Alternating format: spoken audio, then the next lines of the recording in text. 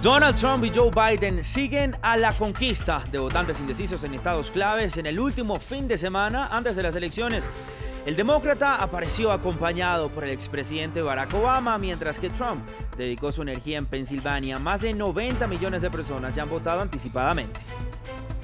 Europa es golpeada de lleno por la segunda ola de COVID-19. Reino Unido vuelve a confinarse durante 4 semanas. Tras superar el 1.000.000 de contagios en Austria, las restricciones serán más moderadas, pero también con cierres de hoteles y restaurantes. Y Portugal ordenó el confinamiento de 70% de su población.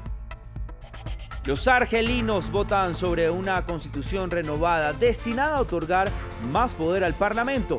Las urnas abrieron este domingo para elegir o rechazar esta actualización de la Carta Magna, donde el gobierno espera que sea una nueva era en el país y darle a la ciudadanía nuevas libertades, pero los críticos aseguran que los cambios son superficiales. Muy buen día, gracias por continuar con nosotros en France 24, soy Raúl Blanco, un gusto saludarlos. Comenzamos este informativo con los últimos esfuerzos con miras a seducir a los votantes de los estados clave de cara a las elecciones estadounidenses del próximo 3 de noviembre. El demócrata Joe Biden se concentró en Michigan acompañado por el expresidente Barack Obama, mientras que el republicano Donald Trump realizó varios actos políticos en Pensilvania, donde según sus predicciones habrá una ola roja de votos republicanos. Más de 90 millones de personas ya votaron anticipadamente, lo equivalente al 65% de la votación total del año 2016. Este fin de semana es el final antes de las elecciones en ese país. Veamos cómo estuvo la jornada frente a la llegada del día de los comicios en estados claves como Michigan y Pensilvania. Sacando la artillería pesada. Barack Obama apareció nuevamente en campaña para apoyar a su ex vicepresidente. Al pronunciarse desde Michigan, un estado tradicionalmente de izquierda, pero en el que Hillary Clinton perdió en 2016.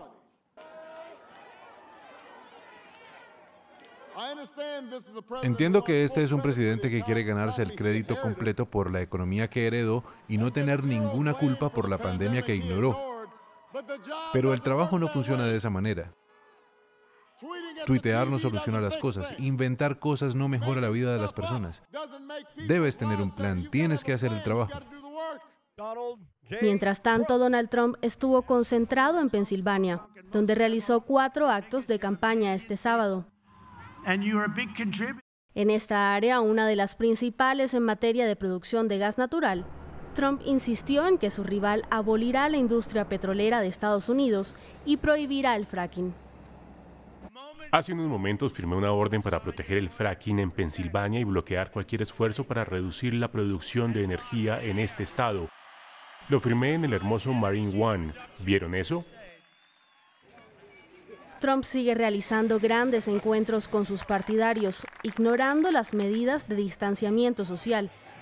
El mandatario estadounidense ha preferido evitar enfocarse en el manejo de la pandemia. El país registró más de 100.000 nuevos casos el viernes, un récord mundial. Las encuestas recientes indican que su rival, Joe Biden, le lleva una ventaja, pero Trump prevé otra sorpresiva victoria. Seguimos en América del Norte porque en Canadá la policía de Quebec arrestó a un hombre por un ataque con arma blanca que dejó 2 personas muertas y otras 5 heridas la noche de Halloween. Los hechos se produjeron en cercanías del parlamento local y según los informes de la policía, el sospechoso que fue llevado a un hospital junto a los heridos iba disfrazado con un atuendo medieval en el momento del ataque. Hasta ahora no se conocen detalles sobre los posibles motivos. El incidente violento registrado en Quebec coincide con varios ataques registrados en las últimas semanas en Francia tras la publicación de caricaturas del profeta Mahoma que han despertado la ira del mundo musulmán. El presidente Emmanuel Macron habló por primera vez desde el inicio de las revueltas en contra de Francia en distintos países. En una entrevista con la cadena Al Jazeera dijo que entiende la rabia musulmana, pero también que no hay justificación para actos violentos. Veamos. Casi 2 semanas después de que las palabras del presidente Emmanuel Macron en defensa de la libertad y la posibilidad de hacer caricaturas del profeta Mahoma causaran furia en el mundo musulmán, el presidente de Indonesia, el país con la mayor población musulmana del mundo, envió un mensaje de calma, aunque condenó los comentarios del mandatario francés. Indonesia mengecam keras Indonesia condena la violencia en París y Niza, que ha cobrado vidas. Sin embargo, Indonesia también condena fuertemente las declaraciones del presidente francés porque ha insultado al Islam, hiriendo los sentimientos de los musulmanes alrededor del mundo y podría dividir la unidad de los creyentes.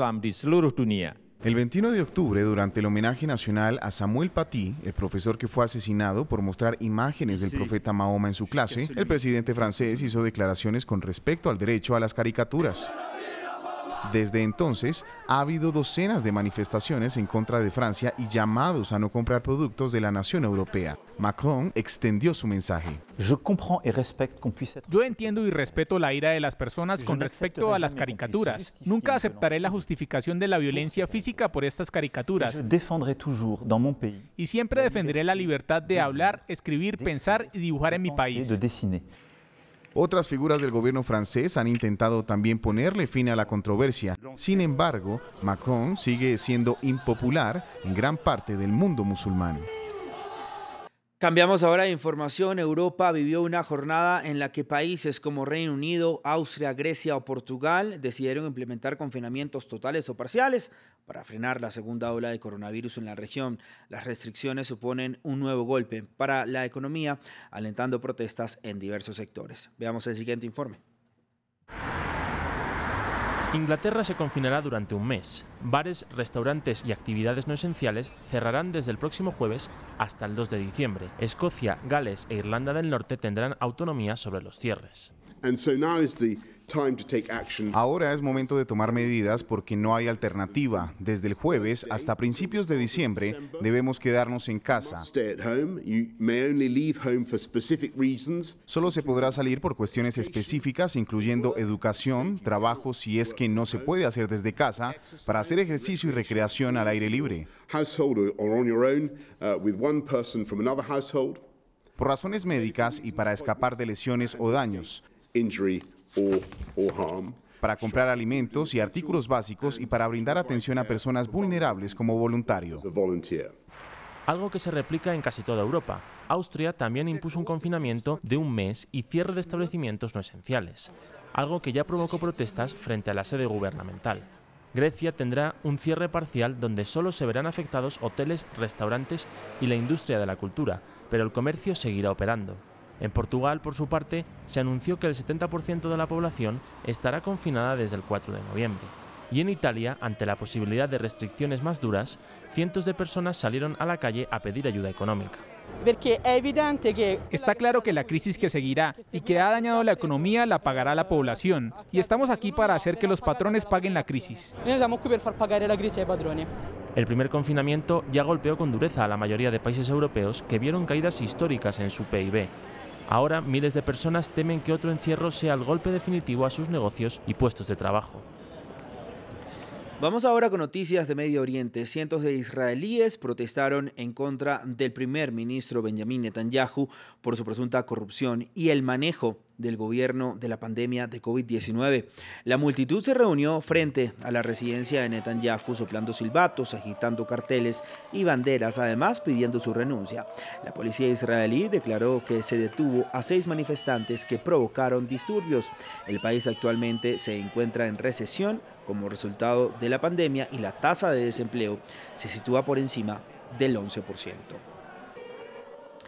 En África, 25 millones de votantes están llamados a las urnas hoy en Argelia para pronunciarse sobre los cambios propuestos a la Constitución. El presidente Abdel Majid Tebboune cree que una Carta Magna actualizada será el punto de partida para una nueva era en el país y subraya que los cambios responden a muchas de las demandas del Hirak, el movimiento de protesta contra el gobierno.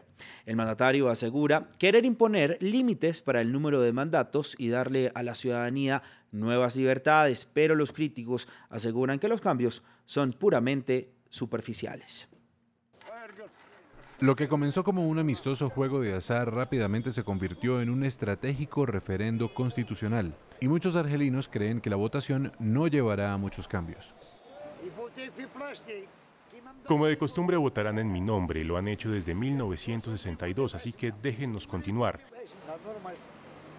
He leído la Constitución y no me conviene.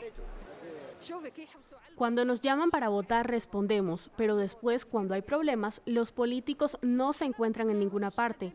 Nuestros hijos no tienen trabajo, no hay vivienda, no hay nada. El presidente Abdelmadjid Tebboune afirma que las reformas constitucionales propuestas cumplen con las exigencias de las protestas antigubernamentales del Irak, un movimiento que ha visto a miles de personas salir a las calles pidiendo el fin de la corrupción.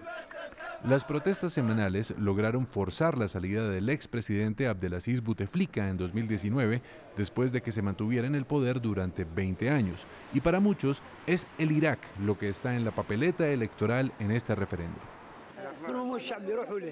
Todo el mundo debería ir a las urnas, porque hay injusticia en este país. Esta constitución es el remedio para todo, y sería bueno que el pueblo votara sí a la constitución. Cuando el presidente Tebboune fue elegido el año pasado, solicitó dialogar con el Irak.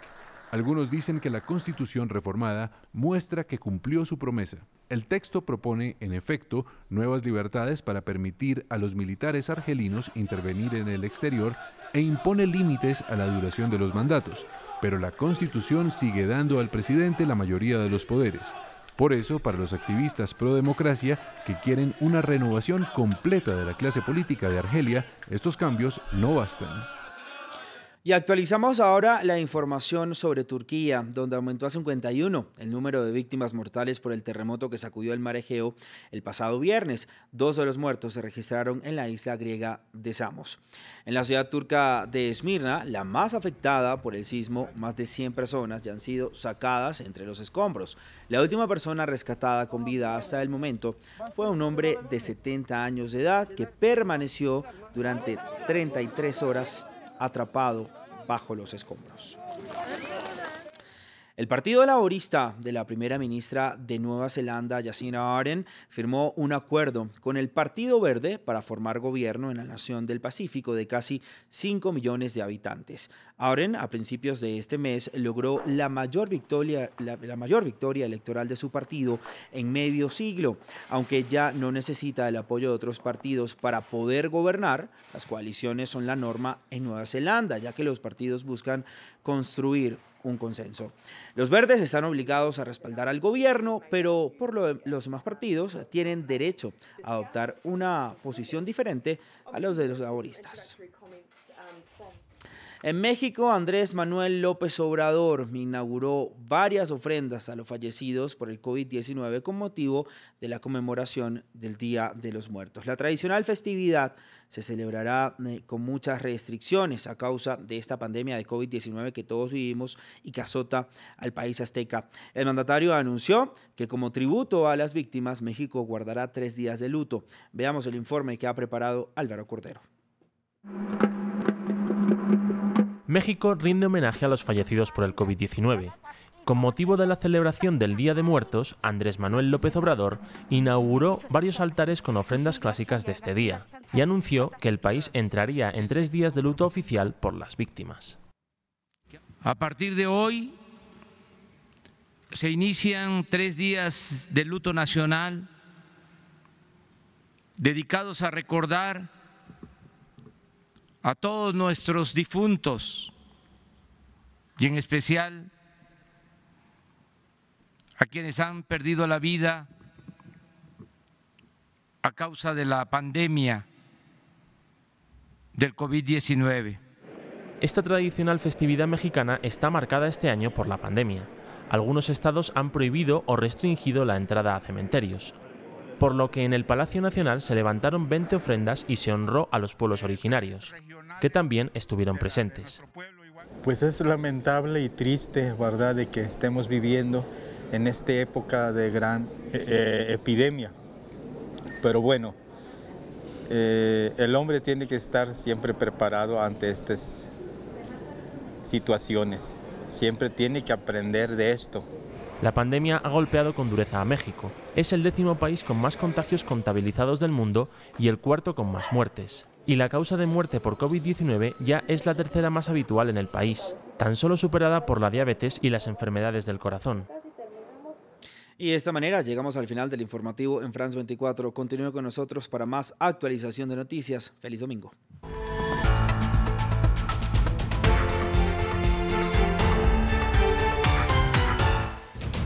las redacciones.